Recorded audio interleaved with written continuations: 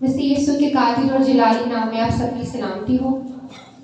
پاک کلام میں سے مائل آج کی تلاوت نئے عہد نامہ میں سے لوکا طبیب کی معرفت لکھا گیا انجیلی بیان، اس کا 7 باب 36 آیت سے لے کر 43 آیت کے اختتام تک۔ پاک کلام میں کچھ یوں مضمون ہے: پھر کسی فریسی نے اس سے درخواست کی کہ میرے ساتھ کھانا کھا۔ پس وہ اس فریسی کے گھر جا کر کھانا کھانے بیٹھا تو دیکھو ایک بدچلن عورت جو اس شہر کی تھی، یہ جان کر کہ وہ اس فریسی کے گھر میں کھانا کھانے بیٹھا ہے، سنگ مرمر کی عطر دان میں عطر لائی اور اس کے پاؤں کے پاس روتی ہوئی پیچھے کھڑی ہو کر اس کے پاؤں آنسوں سے بھگونے لگی اور اپنے سر کے بالوں سے ان کو پونچھا اور اس کے پاؤں بہت چومے اور ان پر عطر ڈالا۔ اس کی دعوت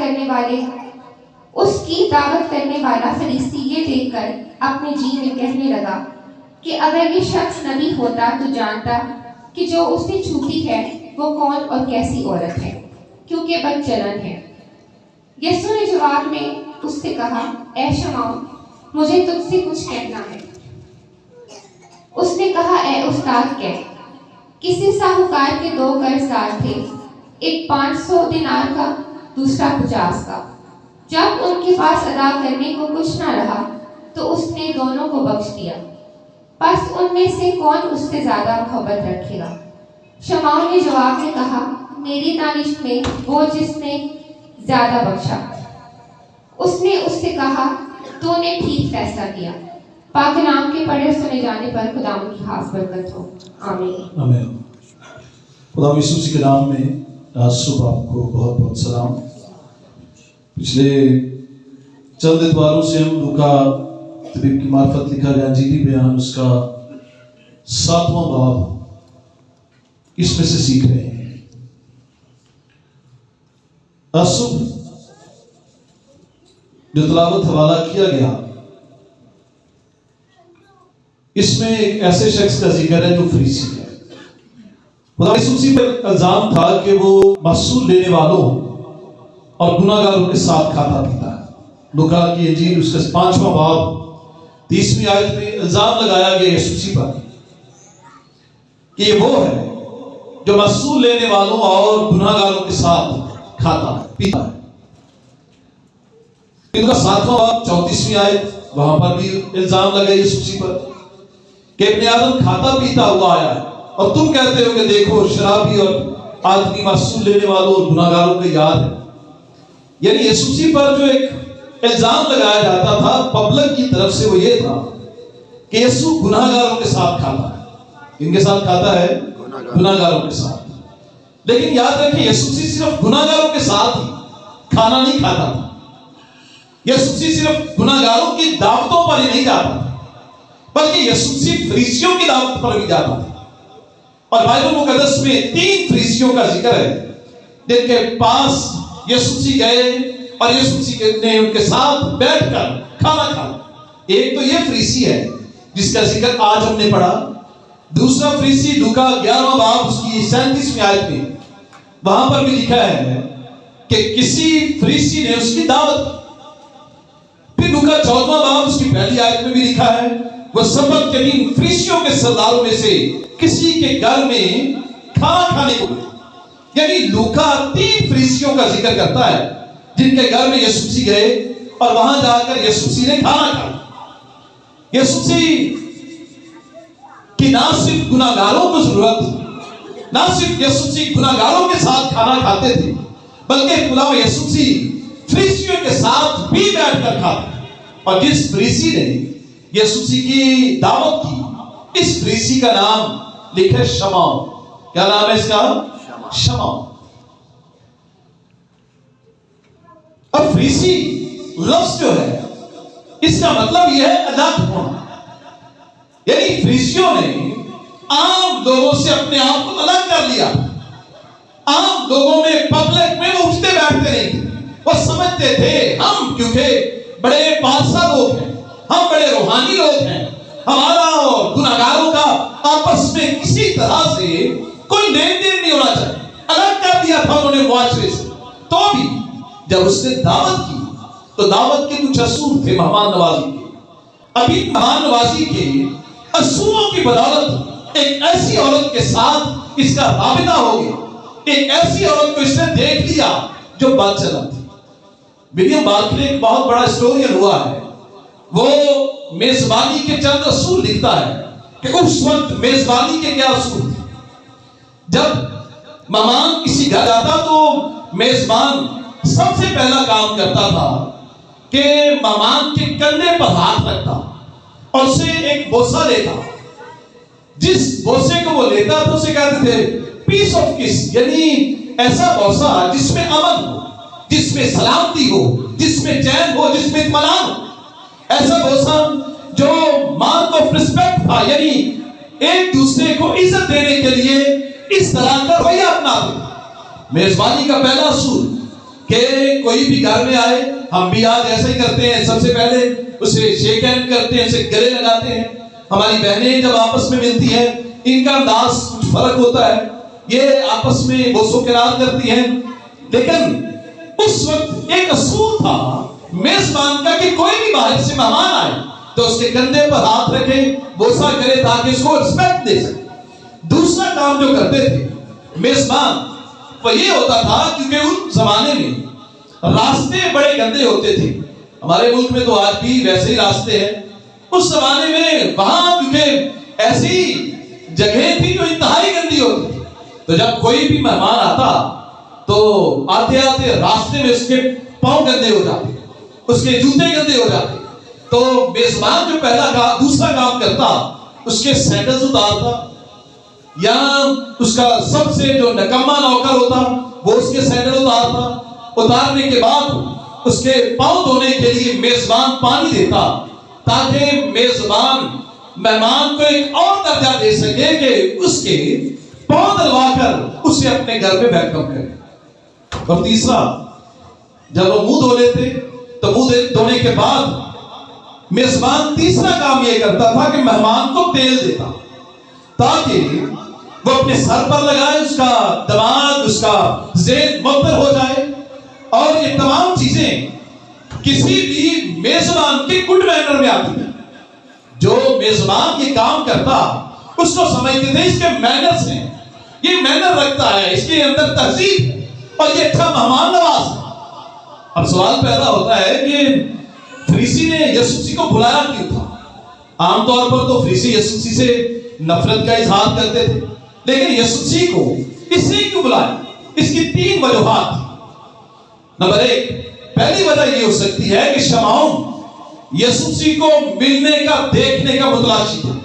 نمبر 2، دوسری وجہ یہ ہو سکتی ہے کہ لوگوں کو شمعون فریسی دکھانا چاہتا تھا کہ اس کی یسوع مسیح کے ساتھ بھی واقفیت ہے.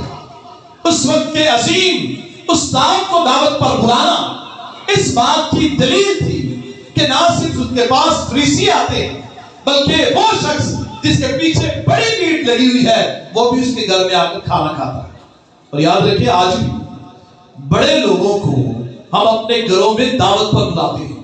اس کی وجہ یہ ہوتی ہے تاکہ عام لوگوں پر ہمارا دبدبا رہے کہ ہمارے جو تعلق ہے کسی بڑے شخص کے ساتھ ہے، کوئی ایم پی اے ہو، ایم ایل اے ہو، کوئی سلیبریٹی ہو. ہم اسے اپنے گھر میں دعوت پر بلاتے ہیں، چائے پر بلاتے ہیں، اور بلانے کا مقصد یہ ہوتا ہے تاکہ لوگوں پر ہمارا روب جم جائے کہ اس شخص کے تعلق کسی بڑی پرسنالٹی کے ساتھ ہے، کسی بڑے وفاقی وزیر کے ساتھ ہے، بڑے شخص کے ساتھ ہے. اب اس نے بھی ممکن ہے اسی وجہ سے اس کو اپنے گھر بلایا. تیسری وجہ یہ ہو سکتی ہے کہ وہ یسوع مسیح کے الفاظ سے یسوع مسیح کو پھنسانا چاہتا. اور تیسری وجہ زیادہ قریب ہے کیونکہ مذہبی لوگ جو تھے، فریسی، فقیہ، ہمیشہ تلاش میں رہتے تھے کہ یسوع مسیح کا کوئی نہ کوئی جملہ پکڑے اور یسوع مسیح پر کوئی الزام لگائے. اب یہاں یسوع مسیح جب فریسی کے گھر میں آئے تو سوال پیدا ہوتا ہے کہ یہ بدچلن عورت کیسے آ گئی، جبکہ فریسیوں کا اور گناہگاروں کا تو آپس میں کوئی تعلق نہیں تھا، کوئی لین دین نہیں تھا. پھر یہ بدچلن عورت یسوع مسیح کے پاس اس فریسی کے گھر میں کیسے آ گئی؟ تو یاد رکھیں، ایک جو گھر میں کھانا کرتا تھا اس وقت گھر اس قدر خوبصورت اور بڑے بڑے ہوتے تھے کہ جب وہ لوگ گھر تعمیر کرتے تھے تو گھر کے اندر باغ بھی بناتے تھے. اب جب باغ بھی ہوتے تھے دستور یہ تھا کہ جب کوئی ربی یا استاد کسی بھی شخص کی دعوت کھانے کے لیے جاتا تو جتنے بھی لوگ ہوتے تھے اس گھر میں آ سکتے تھے, اس باغ تک رسائی کر سکتے تھے, کیونکہ اوپنلی جب باغ میں کھانا کھاتے تھے تو کوئی استاد خاص طور پر جب آتا تو لوگ سیکھنے کی غرض سے وہاں پر اس ربی کو سننے کے لیے اس گھر میں پہنچ سکتے تھے. اور یہ دستور تھا, اور یہ اس لیے یہ عورت بھی وہاں پر آ گئی تاکہ وہاں آ کر یسوع مسیح کے وسیلہ سے, جسے لوگ ایک بڑا نبی کہتے تھے, جسے ایک بڑا درجہ دیتے تھے, یہ عورت بھی وہاں پر پاس آ گئی. اس کے بھی آنے کا ایک ہی مقصد تھا تاکہ وہاں آ کر حکمت کی باتیں اس بڑے ربی سے, اس بڑے استاد سے سن سکے. لیکن جب یہ اس گھر میں آئی تو اس کے بارے میں لکھا یہ عورت بدچلن تھی. کون تھی؟ بدچلن, پروسٹیٹیوٹ. اور یہودیوں میں عبارت کی کتاب اس کا 19واں باب 29 آیت میں لکھا ہے تو کسی بیٹی کو کسبی بنا کر ناپاک نہ ہونے دے. یعنی یہودیوں میں جیوش بڑا سختی سے بنا تھا کہ کوئی عورت پروسٹیٹیوٹ نہ ہو, کسبی نہ ہو. اب یہاں بنی اسرائیل میں نہ جانے کس طرح کس گناہوں کی پلاش میں اب یہ لوگوں میں, یہودی قوم میں بھی کسبیاں موجود ہو چکی. اور یہ یہاں جب آئی تو اس کے بارے میں لکھا ہے یہ بدچلن ہے, اور جب یہ آئی ہے تو یہ اکیلی نہیں آئی بلکہ اس کے ساتھ کیا ہے, سنگ مرمر کے عطر دان میں عطر. کیا لائی؟ عطر دان میں عطر. باغ تک پہنچ تو گئی ہے, اس گھر تک آ گئی. دستور یہ تھا بڑا ربی ہے, اس سے حکمت کی باتیں سنیں. لوگ آتے تھے کہ کوئی نبی آیا ہے, کوئی پیغمبر آیا ہے, کوئی استاد آیا ہے, کوئی بڑا ربی آیا ہے, اس سے سن لیں. اب یہ بھی آئی لیکن یہ سن نہیں رہی, بلکہ لکھا جب یسوع مسیح کھانا کھا رہے تھے تو یہ پیچھے بیٹھے, پیچھے کھڑی ہو گئی.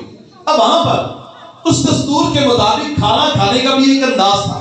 اگر آپ انٹرنیٹ پر سرچ کریں کہ جیوش جو ربی تھے وہ یا جیوش کے جو یہودی لوگ ہیں کھانا کس طور پر کھاتے تھے تو آپ کو تصویریں ملے گی کہ وہ کھانا کھاتے کیسے تھے. یعنی ایک اس طرح وہ ٹیک لگاتے تھے, آگے تکیے پر اس طرح ٹیک لگاتے, اپنے دونوں پاؤں پیچھے کی طرف رکھتے اور اس ہاتھ سے موو کر کے کھاتے. یعنی ایسے لگتا تھا جس طرح وہ لیٹ کر کھا رہے ہیں, بڑی تسلی کے ساتھ. اب یسوع مسیح ایک ربی کی حیثیت سے جیوش کلچر کے مطابق ایک انہوں نے اس طرح بازو رکھا, دوسرا ہاتھ فری ہے, پاؤں یسوع مسیح کے پیچھے ہیں, تو یسوع مسیح اسی انداز سے کھانا کھا رہے ہیں. جب یسوع مسیح کھانا کھا رہے تھے تو یہاں لکھا ہے کہ یہ عورت یسوع مسیح کے پاؤں کے پاس جا کر وہاں پر بیٹھ کر وہاں پر اس نے رونا شروع کر. اس نے انتخاب ایک ایسی جگہ کا کیا جہاں پر لوگ انتخاب نہیں کرتے. گفتگو سننے کے لیے تو لوگ انتخاب کرتے ہیں پہلی صفوں کا. اب یہ ربی ہے, ربی نے سنانی ہے گفتگو کھانے کے دوران, لوگ آتے ہیں تاکہ گفتگو سے برکت پا سکے. اب یہ عورت یسوع مسیح کے سامنے نہیں آئی. عام طور پر کیا ہوتا ہے جب ہم گفتگو کریں یا پیغام سنائیں تو لوگ کہاں پر ہوتے ہیں؟ آگے. عام طور پر جنازوں میں بھی ہم ایسا ہی کرتے ہیں کہ جب جنازہ ہم کرواتے ہیں لوگ کہیں پر بھی ہو تو ہم اناؤنس کرتے ہیں کہ سارے آگے آگے آگے آگے آ کر آپ کلام مقدس کو سن سکیں. کیونکہ دستور یہی ہوتا ہے کہ سننے والا آگے کی طرف بیٹھ کر کسی ربی سے, کسی پادری سے, کسی پاسبان سے, کسی مولوی سے, کسی بھی شخصیت سے جو بات کرنے والا ہے آگے بیٹھ کر سن. لیکن یہ عورت اس نے فرنٹ کا انتخاب نہیں کیا بلکہ اس نے انتخاب کیا بیک کا. اس نے سمجھا کہ میں یسوع مسیح کا سامنا کرنے کی قابل نہیں. اس نے سوچ لیا کہ یسوع مسیح پاک ہستی ہے, میں اس کی آنکھوں میں آنکھیں ڈال کر سیکھ نہیں سکتی. اس نے انتخاب کر لیا اس جگہ کا جہاں پر یسوع مسیح کے پاؤں. یہ کسبی تھی. جب کسبی تھی کہ اس کے چہرے پر سنگار تھا, کیونکہ کسبیاں اپنے چہرے پر سنگار کرتی ہیں. جب کسبی تھی تو اس کے بال جو تھے ان میں بالکل دھلے ہوئے ہوں گے, بڑے بڑھائے ہوئے اس نے ہوں گے, بیک اپ کیا ہوگا, کسبی ہے. لیکن جب یہ یسوع مسیح کے پاس آئی, پیچھے پاؤں ہیں, یسوع مسیح کے پاس آ کر یہ رو رہی ہے, چلا رہی ہے, اس کے رونے نے اس کے چہرے کو, اس کی صورت کو بگاڑ دیا ہے, اور یہ روتی روتی اپنے بالوں کے ساتھ یسوع مسیح کے پاؤں پوچھنے لگی, کیونکہ یہ جانتی تھی کہ میں اس لائق نہیں ہوں, میں اس قابل نہیں ہوں یسوع مسیح کا سامنا کروں. یسوع مسیح ایک قیمتی ہستی ہے, اس نے ایک عطر دان لگا رکھا ہے, اس عطر کو اس نے لیا, یسوع مسیح کے پاؤں پر اڈیلنا شروع کر دیا. اور سوچیں یہ جو عطر تھا, عورتیں, یہودی عورتیں اسے اپنے گلے میں لگاتی تھی, گلے میں پہن کے رکھتی تھی, اور بڑا قیمتی ہوتا تھا. اور عام روایت یہ ہے, یہ عطر اس وقت لگایا جاتا تھا جب کوئی عورت اپنی شادی کرواتی تھی, پھر یہ قیمتی عطر اس پہ دیے اپنے دلہا کے لیے سنبھال کر رکھتی تھی. اب یہ عورت کسبی ہے, اسے معاشرہ اپنا لیا, اسے معاشرے نے رد کر دیا ہے, اس نے اس عطر کو لیا, یسوع مسیح کے پاؤں پر اڈیل دیا, اور جان لیا میں دلہن ہوں, یسوع وہ دلہا ہے جو گناہگاروں کے لیے, بدکاروں کے لیے, بدچلنے لوگوں کے لیے آیا ہے. وہ اس لیے آیا ہے تاکہ ہم اس بدکار کو معاف کر دیں جس کو دنیا رد کرتی ہے. یسوع اس لیے آیا ہے تاکہ مجھے بھی اپنا لے, اور میں ایک بدچلن ہوں, سامنا نہیں کر سکتی, پیچھے آ کر کھڑی ہوں. اب اس عورت نے قیمتی چیز یسوع مسیح کے قدموں میں اڈیلی. کون سی چیز؟ قیمتی. دنیا اپناتی نہیں ہے, دنیا بدچلن عورت کو اپناتی نہیں ہے, یسوع مسیح اپناتے ہیں. یسوع مسیح کیا کرتے ہیں؟ اپناتے ہیں. یسوع کی ذات انسانی ذات ہے, یسوع مسیح کی ذات ایسی ذات ہے جس میں کوئی گناہ نہیں. ہماری ذات انسانی ہے, کئی گناہ ہیں اس شمعون فریسی کی طرح, لیکن ہم ایسے لوگوں کو اپناتے نہیں ہیں.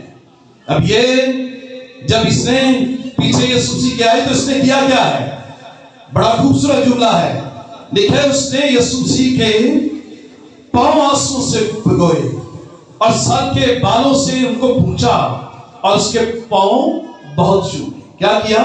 پاؤں بہت چومے.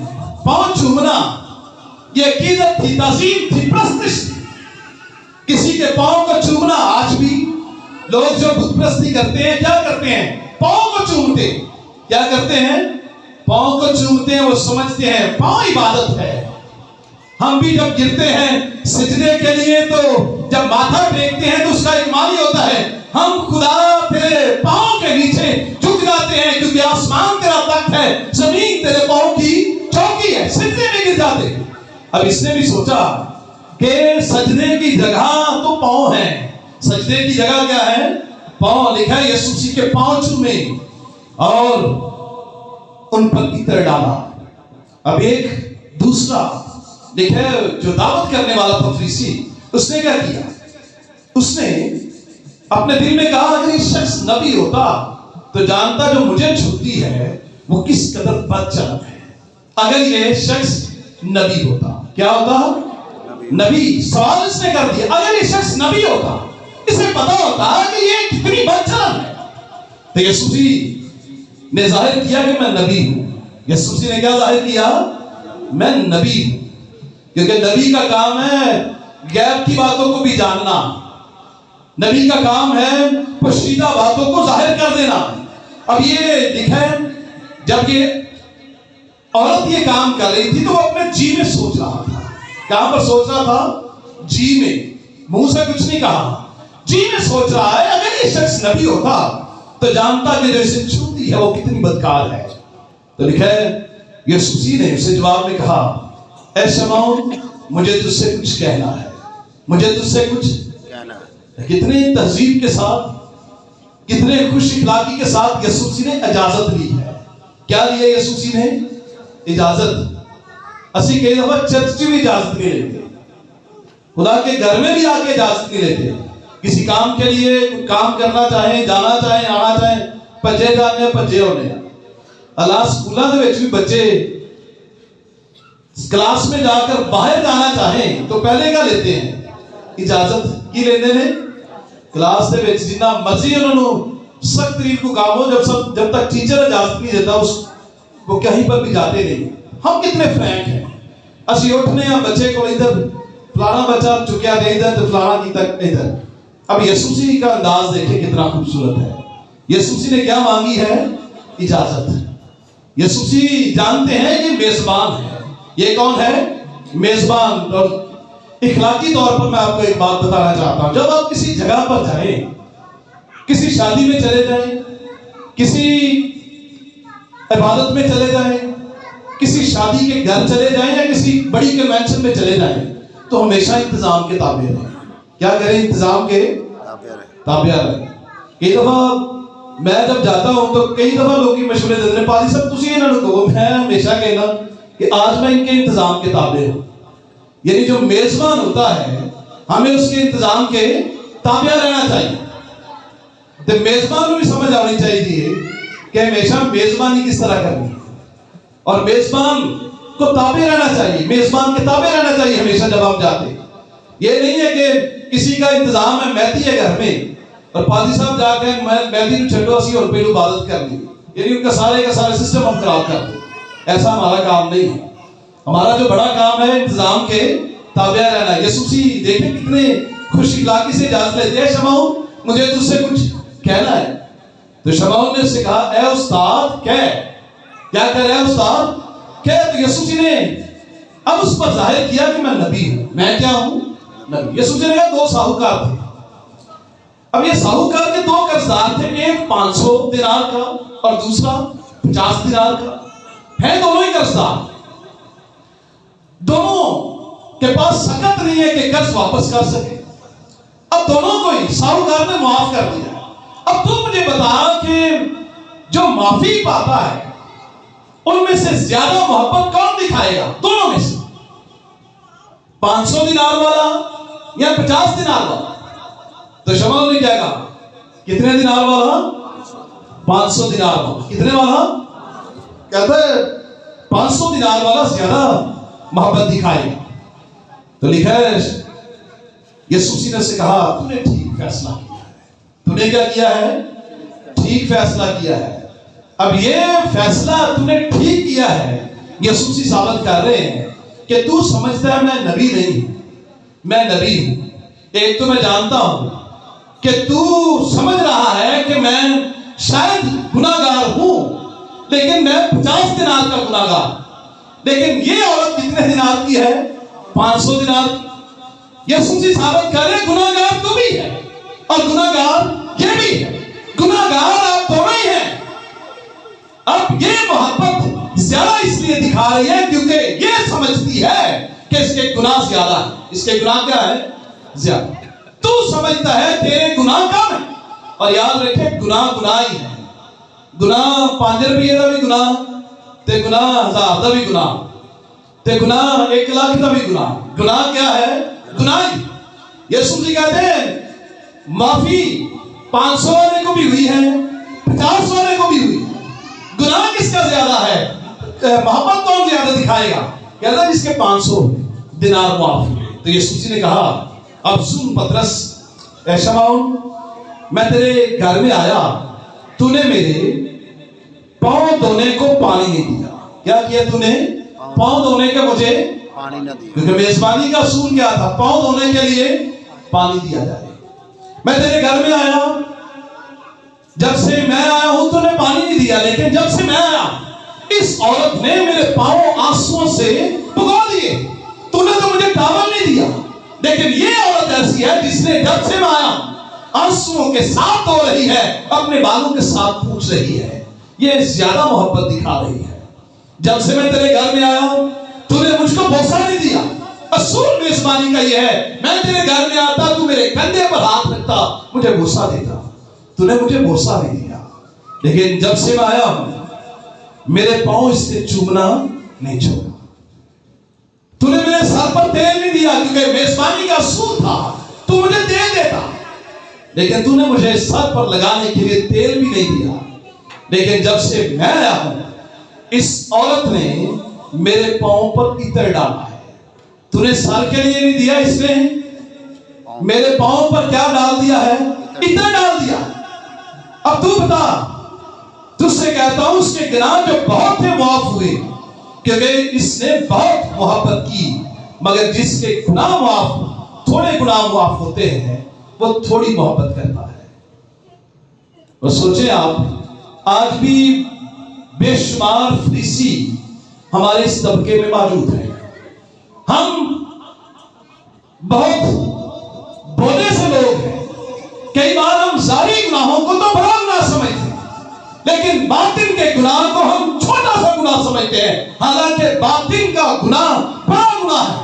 ظاہری طور پر تو آپ کو لوگ نظر آ جاتے ہیں کہ یہ اسموکنگ کرتا ہے, یہ ڈرنک کرتا ہے, معاشرہ جانتا ہے کہ یہ کر رہا, لیکن وہ شخص جو اندر سے مکمل طور پر بگاڑ کا شکار ہے, کچھ جانتے نہیں ہے, سب کچھ جانتے ہوئے کچھ کرنا نہیں چاہتا, اس کا گناہ اس سے کہیں بڑا. کیونکہ یسوع مسیح نے تعلیم جب دی تھی تو یسوع مسیح کی تعلیم میں اوپنلی جو بہت زیادہ کرٹیسزم کی گئی وہ فقیوں اور فریسیوں کو کی. یسوع مسیح نے کہا کہ تم جو اپنے چوگوں کو صاف رکھتے ہو, لمبے لمبے چوگے پہنتے ہو, نہ تم خود داخل ہوتے ہو, نہ تم ہونے والوں کو ہونے دیتے ہو, دیکھتے تم دوسروں کے گناہ ہو, اور اپنے چوگے جن کے انتہائی گندے اور غلیظ ہیں ان پر تم نے کبھی نگاہ نہیں کی. سفید چوگے ہیں, اندر سے لوٹ بڑی ہوئی, اندر سے بدکاری بڑی ہوئی ہے, اندر سب کچھ ہے, لیکن ہم اس زمین پر رہتے ہوئے ہمیشہ جس دنیا میں رہتے ہیں چاپلوسی کو پسند کرتے ہیں. ہم چاہتے ہیں ہمیں کوئی نہ کوئی بڑا بنا دے, ہم خوش ہو جائیں گے. اور یاد رکھیں, ریاکار لوگوں کی جو بڑی طاقت ہے وہ لوگوں کو برگلانا ہے. کیا کرنا؟ لوگوں کو برگلانا. ریاکار آپ کو برگلاتے ہیں, آپ بالکل جلدی سے ان کے پیچھے چلے جاتے ہیں. لیکن یاد رکھیں, یسوع مسیح نے یہاں ان دونوں کو گناہگار کہہ دیا. کیا کہا؟ دونوں کو گناہگار. اب یہاں یسوع مسیح اس کی شکر گزاری کو جو یہ لے کر آئی, اس کی بدولت اس کے گناہ معاف نہیں کر رہا. کئی بار ہم سوچتے ہیں کہ شاید اس کی دولت یا اس کا اجر ڈالنا یا اس کی تہذیب کرنا اسے یسوع مسیح کی نظر میں قابل قدر بنا. نہیں, بلکہ یسوع مسیح نے ایک جملہ کہا جو اس کی محبت سے کہیں بڑا ہے. یسوع مسیح نے کہا کہ تیرے ایمان نے کیا کیا؟ تیرے ایمان نے تجھے بچا لیا. کس نے بچا لیا؟ تیرے ایمان نے تجھے بچا لیا, سلامت چلی جا. ایمان اور ایمان دونوں میں فرق ہے. ایمان کی ڈیفینیشن کئی بار ہم غلط کرتے ہیں. کئی دفعہ ہم سمجھتے ہیں کہ ہم بچائے گئے ہیں, ضرورت نہیں ہے اعمال کرنے کی, ہم صرف ایمان کی بات کرتے ہیں. لیکن یاد رکھیں, اگر ہم ایمان رکھتے ہیں تو ضروری ہے کہ نیک اعمال بھی ہماری زندگی میں ظاہر ہو. نیک اعمال ہماری نجات یافتہ ہونے کا اظہار ہے. کیا ہے؟ نیک اعمال ہمارے نجات یافتہ ہونے کا اظہار ہے. ایمان ضروری ہے, لیکن ایمان بھی ضروری ہے. اگر ہم یہ کہیں کہ ہم ایمان سے بچائے گئے ہیں, ایمان نہ. اور یاد رکھیں, ایمان تب ہوتے ہیں اچھے جب ہمارا ایمان ظاہر ہوتا ہے. تو پھر ہم دوسرے دیکھ کر کہتے ہیں, کیوں ہمارے غیر مسیحی لوگ ہماری کیا کہتے ہیں, تعریف کرتے ہیں کہ یہ بڑے اچھے لوگ ہیں, جھوٹ نہیں بولتے, یہ بڑے اچھے لوگ ہیں, انہوں نے کبھی کسی کی حق تلفی نہیں کی, بڑے اچھے لوگ ہیں, یہ ایسے لوگ ہیں جنہوں نے کبھی کام سے جی نہیں چھڑایا, اچھے اچھے کام کرتے ہیں, یہ ایسے لوگ ہیں جنہوں نے کبھی بھی کام کے دوران غفلت نہیں برتی. کیوں بھلا کہتے ہیں؟ اس کے پیچھے ہمارا ایمان نہیں, اس کے پیچھے ہمارا ایمان ہے جو ایمان کا رزلٹ ہے. ایمان کا کیا ہے؟ ایمان کا رزلٹ ہونا بڑا ضروری ہے. بچائے ہم ایمان سے جاتے ہیں, لیکن ایمان کے بعد رزلٹ ضروری ہے. اگر ہم کسی سے محبت کریں اور محبت کرنے والے کی بات نہ مانیں, اگر ہم شوہر ہیں یا بیوی ہیں, ہم محبت تو کرتے ہیں, دعویٰ تو کرتے ہیں, محبت کرتے ہیں, لیکن محبت کا ایمان نہیں, ہم اظہار نہیں کرتے, ایمان کر کے نہیں دکھاتے, تو بے معنی ہے. تو پھر کیا ہے؟ بے معنی. اس کا مطلب محبت ہی ہے, ایمان نہیں ہے. بالکل اسی طرح ایمان بھی ہے. ایمان ہے تو ایمان کا اظہار کیا ہے؟ ایمان کا اظہار کیا ہے؟ ایمان. جب آپ ایمان رکھیں گے کہ یسوع نجات دہندہ ہے تو یسوع کیونکہ نجات دہندہ ہے، اس نے اپنے آپ کو ہر طرح کے گناہ سے آزاد کیا. لکھا ہے اس نے کھڑے ہو کر کہہ دیا کون ہے جو مجھ میں گناہ ثابت کرتا ہے؟ یسوع گناہ سے مبرا ہے. ہم بھی گناہ سے مبرا بن جائیں اس پر ایمان آنے کے وسیلہ سے. فریسی سمجھتے ہیں کہ ہم الگ ہیں. یسوع نے کہا الگ تو تم ہو لیکن گناہگار تم بھی ہو. کیا ہو؟ گناہگار تم بھی ہو. اس نے زیادہ محبت دکھائی ہے.